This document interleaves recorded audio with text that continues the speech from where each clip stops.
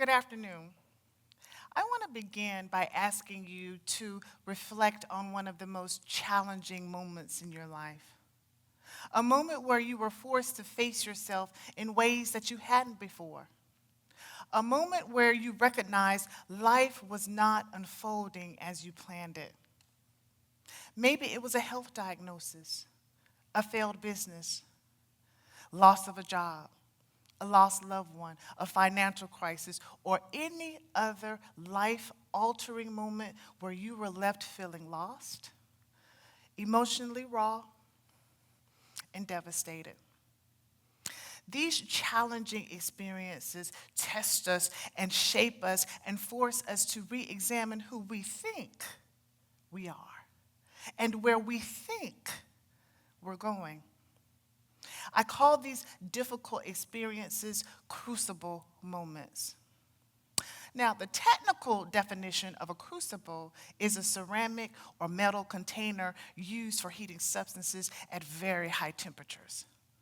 The process is intense, but necessary because it is in those high temperatures that the impurities evaporate. Gold is refined in a crucible of almost 2,000 degrees Fahrenheit. In life, our crucible moments are those high heat, high pressure experiences that are not just mere obstacles that we can get over with a little pep talk, nor are they optional. Everyone in this room or watching us online has had a crucible moment. I know I've had several. Don't look so shocked. I know that's hard to believe because I look so fantastic today. But I don't look like what I've been through. We've all had those crucible moments where the heat and pressure was turned up on us so much that we were forced to confront uncertainty, dig deep within ourselves, and re-examine our values. We're often ill-advised during crucible moments to reinvent ourselves. So we attempt to reinvent ourselves in an effort to fit comfortably into a new space or escape from a painful one. I finally figured out I'm not reinventing myself. I never have. God's divine purpose and destiny for my life never changed, so I'm not reinventing myself. I use crucible moments to continuously evolve into the woman I was created to be. An important part of our evolution in crucible moments, it helps us to get to a higher way of thinking and being. We are human beings, right? So how are you being as a result of your painful crucible moment? The painful experiences in your life should serve a purpose. Pain without purpose is pointless. Charles Swindoll said that life is 10% what happens to us and 90% how we react to it. Your crucible moment doesn't define you, how you react to it does. So how are you reacting as a result of your crucible moment? Gold is refined in a crucible. Natural diamonds are the result of millions of years of heat and pressure. Fine wine, which some of us love, is the result of grapes being crushed and pressed over and over again. Heat, pressure, crushing, heat, pressure, crushing, pain, pain, and more pain over and over again. Don't allow the heat, pressure, and crushing of a crucible moment cause you to give up or evaporate. Instead, use your crucible moments to turn adversity into opportunity and challenge into transformation. I'm going to give you 3 strategies to get started. The first strategy to evolve in the crucible is to reflect, but don't wallow. Reflecting involves looking in the mirror instead of out the window. Your thought process during a crucible moment will absolutely impact how you react to it, how you get out of it. Reflect by asking, what am I feeling in this moment? And why do I feel this way? That sounds simple, but we often suppress our emotions and don't allow ourselves to feel because it doesn't fit into our schedule. We're too busy for that. We got to keep it moving. Maybe you can relate to one of these scenarios. I'm at the top of the org chart. People are counting on me. I don't have time for feelings and emotions. I got to keep it moving. I'm the strong one in the family. Or I'm the man of the house. I can't afford for people to see me all emotional and caught up in feelings. I got to keep it moving. I'm a single parent. I got these kids to raise. I don't have time for feelings and emotions. I got to keep it moving.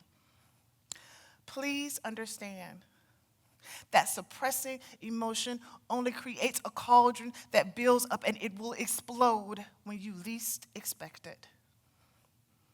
Reflecting enables us to consider how the crucible moment has influenced our thoughts and emotions. So reflect, but don't wallow.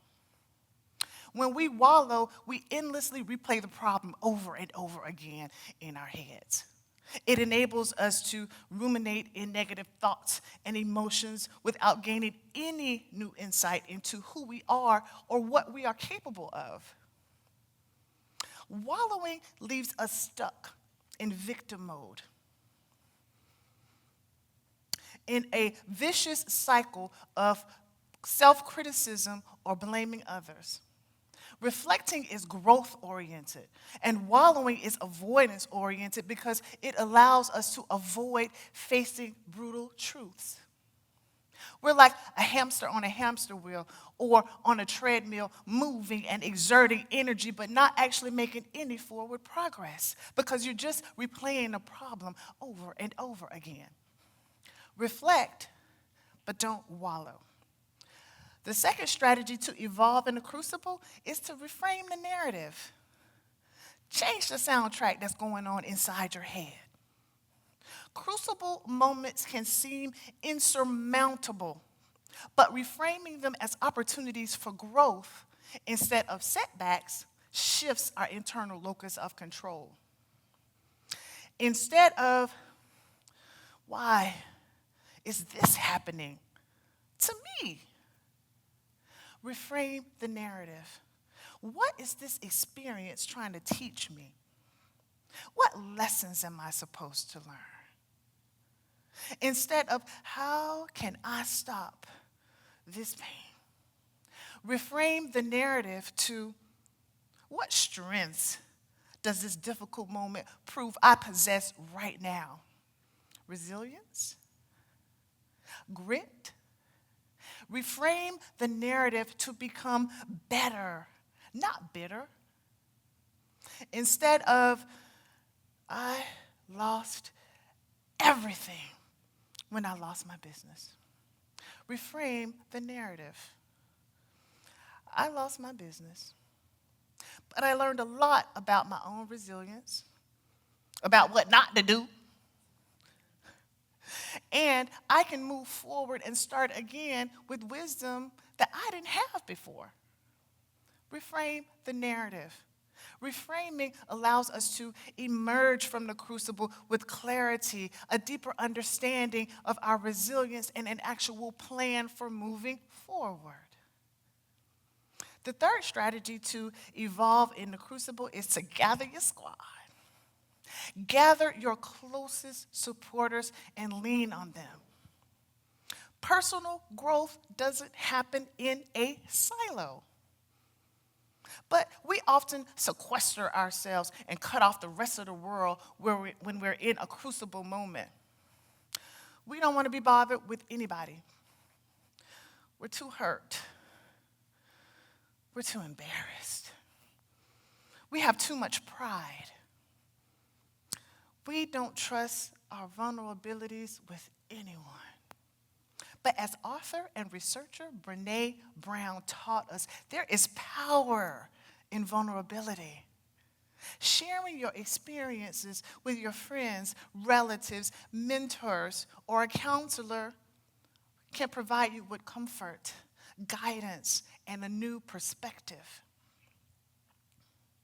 Leaning on others has been a significant growth point for me during my crucible moments. My friends and family will tell you I go into full hermit mode when I was in a crucible moment. It doesn't help.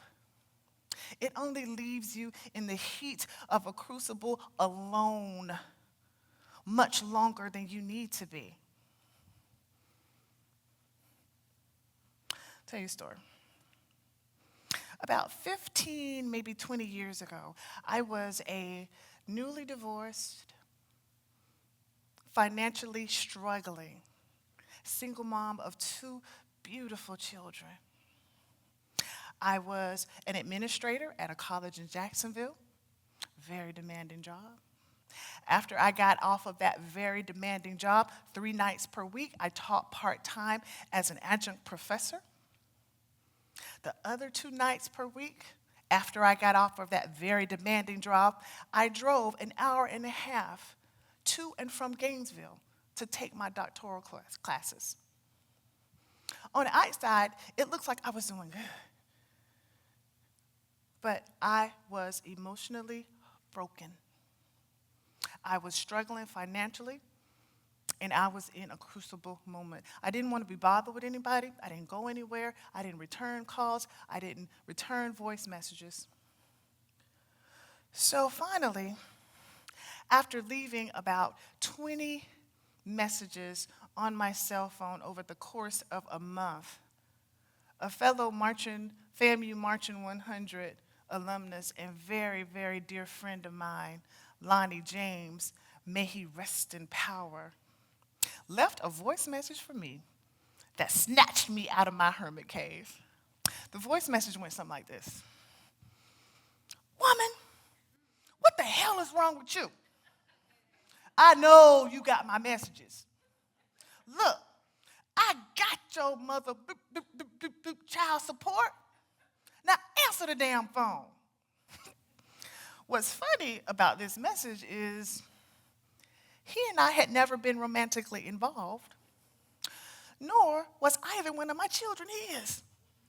But it was his way of trying to provide emotional and comedic support in one of my dark moments. It yanked me out of my hermit cave. Lean on your squad. Finally, in a crucible moment, remember, you're the goal. You must know that. You see, in a crucible, gold simply changes form. Despite the 2,000 degrees, the chemical composition of gold remains the same. Only the impurities or the things that compromise the quality of the gold evaporate. You're the gold because despite all of your crucible moments, you remain just like pure gold. Don't just endure the heat of a crucible moment. Use it to become better. The most extraordinary human achievements, the most significant innovations, the most profound works of art, and even the wisdom you've acquired thus far weren't forged in moments of comfort and joy and peace. They were forged in a crucible. Evolving in the crucible is not some cute metaphor for change that I came up with. It is the ultimate strategy for transformation. It is how you take what was meant to break you and transform it into the very thing that makes you unbreakable. Always remember, you're the goal, baby. Thank you.